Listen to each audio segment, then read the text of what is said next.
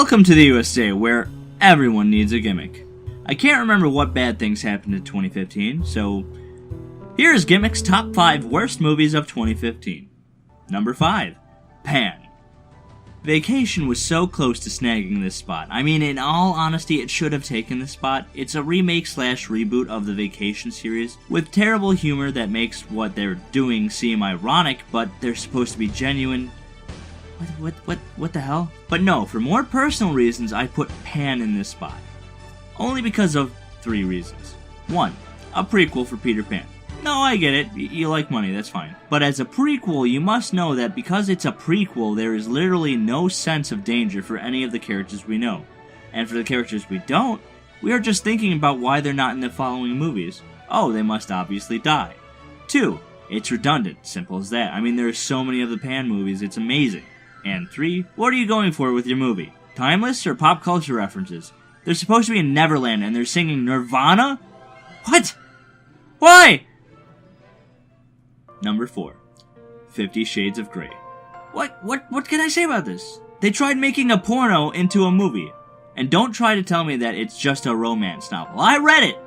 Okay, not all of it, but I tried and it's just sex! How are you going to turn that into a movie without showing the sex? The part that got the book popular in the first place. But they took that out. I understand why they took it out. You can't show actual porn in theaters as a movie. The plot was secondary in the book, and now that it's front and center in the movie, you can tell how bad the plot is. Not to mention that the characters were more wooden than Pinocchio fucking Groot. Number 3, Poltergeist.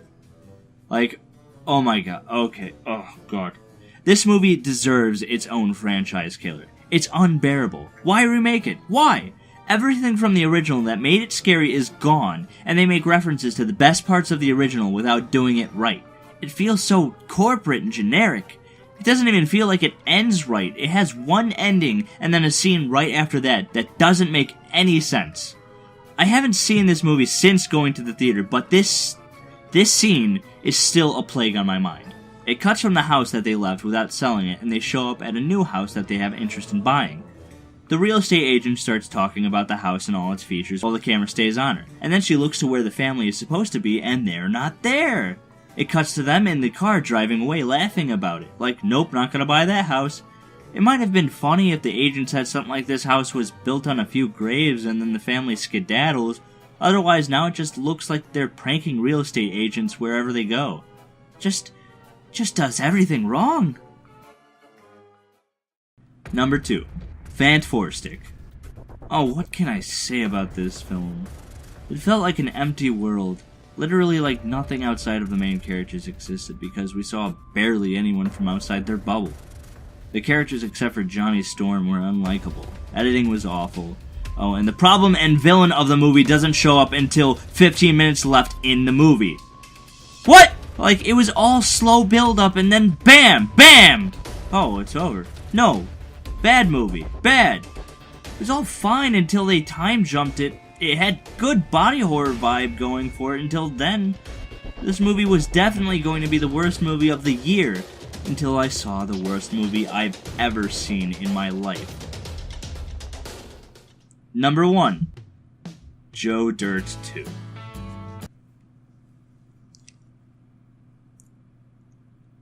Why? Why was this made? Why was it made? Why was this movie made? I mean, it's obvious, I know why.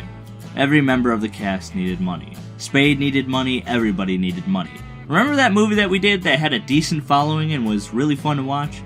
Let's take all of it and retcon it for an hour and a half. They didn't even know how to come up with a decent plot for it. They basically stole the premise from a bunch of different great movies and pulled it all together to make it this trash. They stole from Forrest Gump, It's a Wonderful Life, and Back to the Future. What a selection. It didn't look like a movie, it didn't sound like a movie, and it had the worst effect on me. What you need to know is when I watch a movie that's really bad, I lose my appetite. It happened with Human Centipede 2, Boogeyman 1970s, Suicide Squad, and Joe Dirt 2 made it so much worse. I'm surprised it didn't make me throw up because they made even more modern references with memes and meta jokes. They even shit all over the first film with characters from the last movie, even Christopher Walken's character. Everything that happens has no meaning, and you understand what the moral is going to be from the first 2 seconds of dialogue. And to top it all off, remember at the end of the first where everyone treats Joe better? He's a big star, everyone likes him. Well, now he's literally back to where he started, and everyone treats him like shit.